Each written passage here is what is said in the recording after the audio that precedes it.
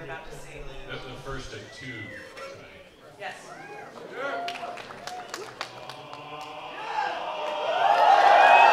I feel like we've seen everything there is to see in the original Halo. Hopefully we've put a few surprises in there that will, well, not change the experience, but make it feel fresh and new all over again.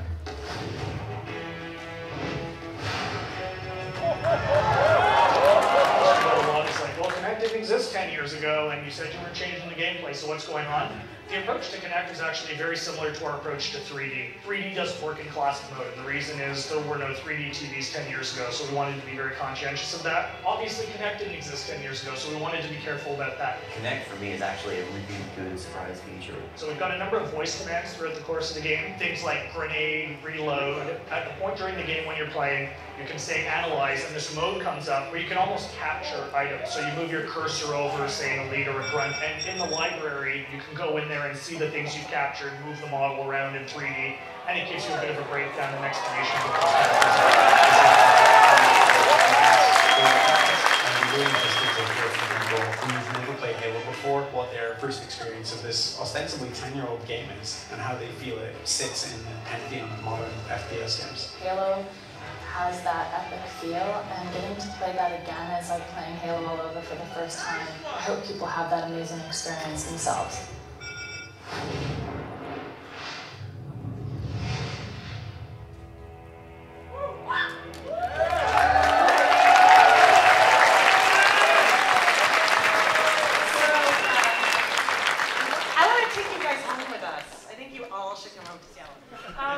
So what you just saw there is a little bitty one, and the whole, I think, 7-minute version is up on Halo Waypoint. So it's going to be there, I think, Monday. Okay, Monday, sorry.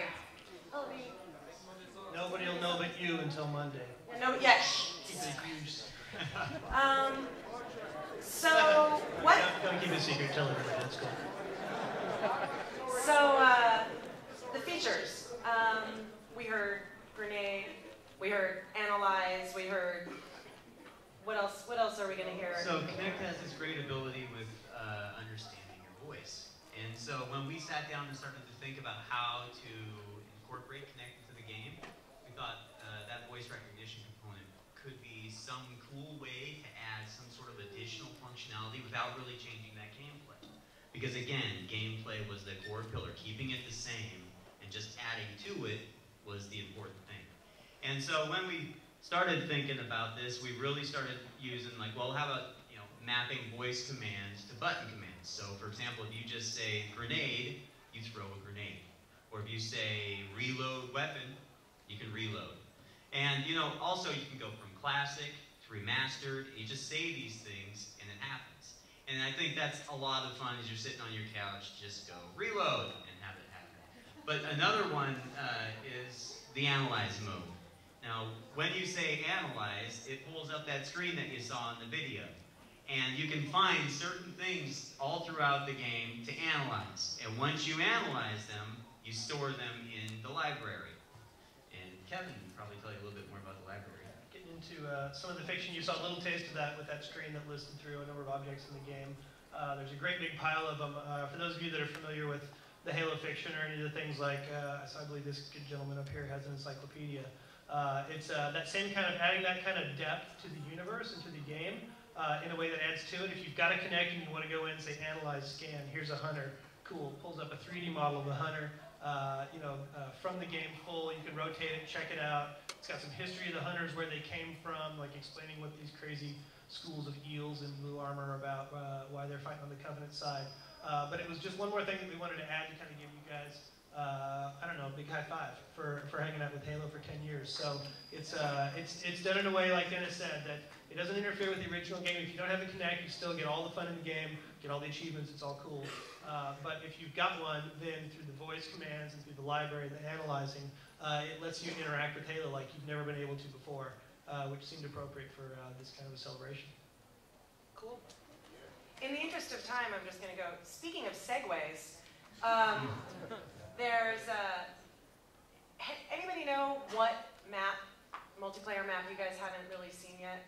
Hang 'em high. Hang 'em high. Hang high. We said hang high. So, we want to show you something. Okay, this is another officially first time ever official announcement. Those of you paying attention might have sneakied it out with one or two earlier things, but this is the last of the 6 competitive multiplayer maps that we've got coming. And yeah, fired up. First look here to kind of take everybody back 10 years ago again to Halo 1.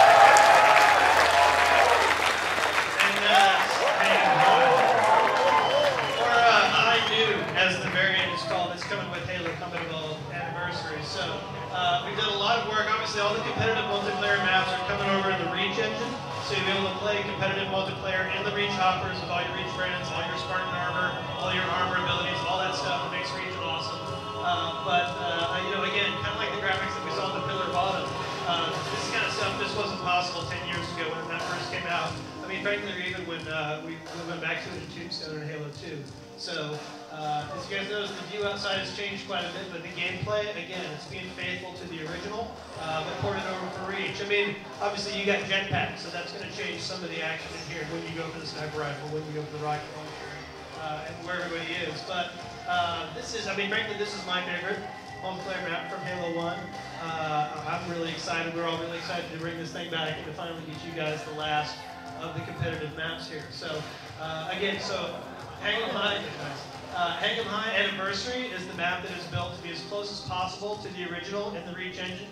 There's going to be some very small details that'll change just because it's been ported over to Reach, but I challenge you to get on that and say that you're not back on Hang 'em High. There's also going to be a variant of that that's called High Noon, that our good friends at CA have changed just a little bit, subtly, but to kind of take advantage of map design changes in Halo over the last 10 years. They've added a few new passages. They've added a few sneaky back doors to places that's going to change some of that. And then obviously on the screen there is Forge. We've got Forge objects that will work in these maps, that work with the palette in these maps. As you can see, that man right there is about to make it go poop. Make it go poop. All right, go poop. It's going to get rid of some of those tombstones, so you guys are going to be able to customize these maps and play with them again, which, you know, is one of those features that obviously wasn't in that first game, but is a great reason why we wanted to bring these into Reach. To give you that level of customization and kind of make these maps your own in a way. So that's the last of the competitive multiplayer maps. We've got our full 6, and those are all going to be worked into the Reach hoppers. If you get Anniversary, you can play those right off the disc, or with Anniversary, you'll be able to download those into the rest of your Reach maps, and then they work seamlessly with the rest of your Reach experience. You'll play those, all the Anniversary hoppers, all the normal hoppers, custom games, all that.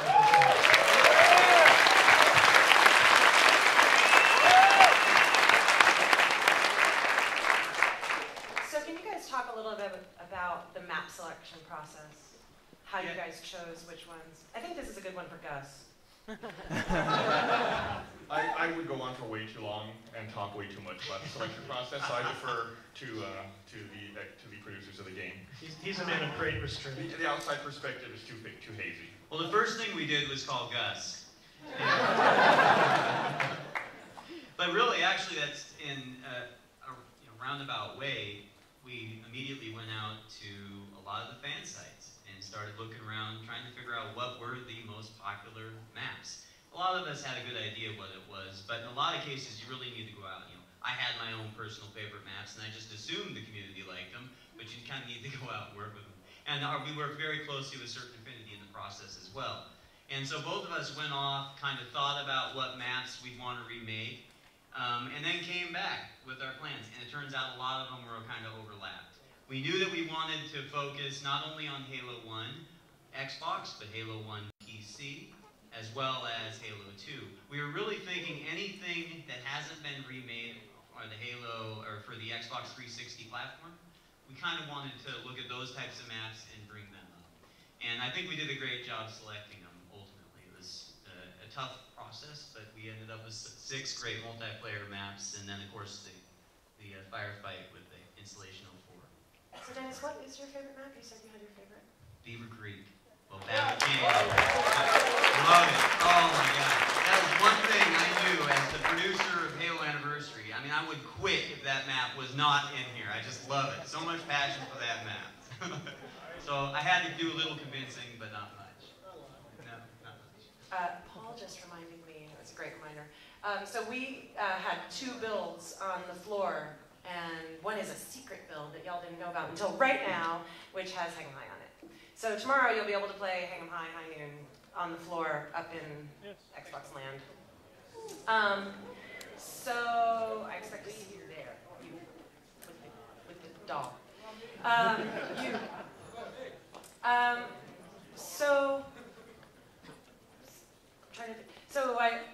Wrapping this part up, I just want to remind you all that you can pre-order it $39.99 or $95 and $39.99. $39.99.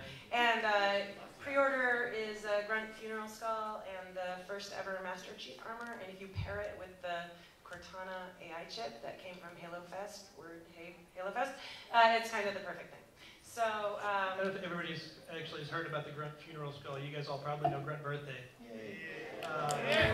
Grunt Funeral, however, is after you kill each grunt, they'll fall down for a second, be very sleepy, and then they'll explode just like a plasma grenade, which can set off some pretty awesome chain reactions. I was really hoping Dennis was going to turn it on for the demo today, because right outside the bridge, the 3 grunts right on top, and I was going to get $1. You would have for sure gotten $1 there. So, why is Gus here, you may ask? Somebody asked. I want to hear all this new information. It's awesome. It's just a pretty face. So, I believe Gus has something to announce. You know, it's hard to follow the Kinect announcement and the Hang 'em High reveal. Thanks for putting me after the big guns. Sandwiched. You're sandwiched. It's a Gus sandwich. Yeah, delicious. You know, we create content that we distribute through Waypoint, and we're announcing we had an idea for a series that we wanted to do and release on Waypoint, but we didn't want to call it a mini-series because that implies something small in scope and something, I don't know, something not great, I thought, in my head. So I think maybe Allison came up with a term. We decided to call it the Maxi Series. So we are announcing a Maxi Series that we're going to kick off on Waypoint, and if any of you were at PAX Prime in Seattle, you saw us do a read-through, a table read-through of the first 10 pages of the Maxi Series. Head on to Waypoint. And it's on Waypoint as well. Waypoint. Give that man a dog. That'll be debuting on Halo Waypoint this fall. The Red vs. Blue Maxi Series.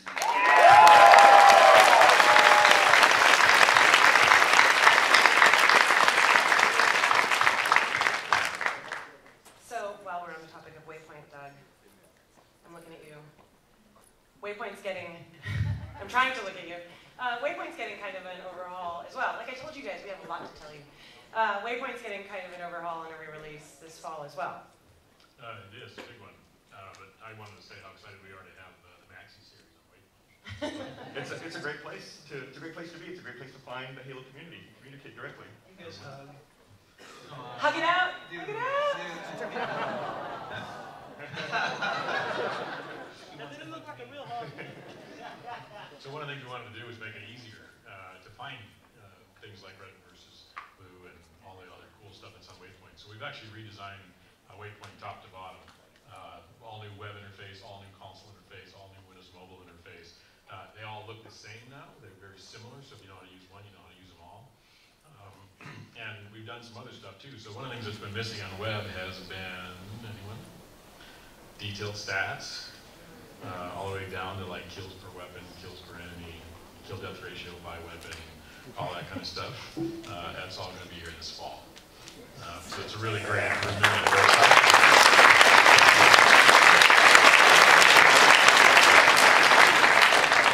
I mentioned the user interface stuff already also. You know, you guys heard about terminals. One of the cool things that we're doing is once you've unlocked a terminal, and you have to unlock it, you can come to Waypoint, you can see an HD version of that terminal, so you can watch it again and again on Waypoint once you unlock it. Nice. You know,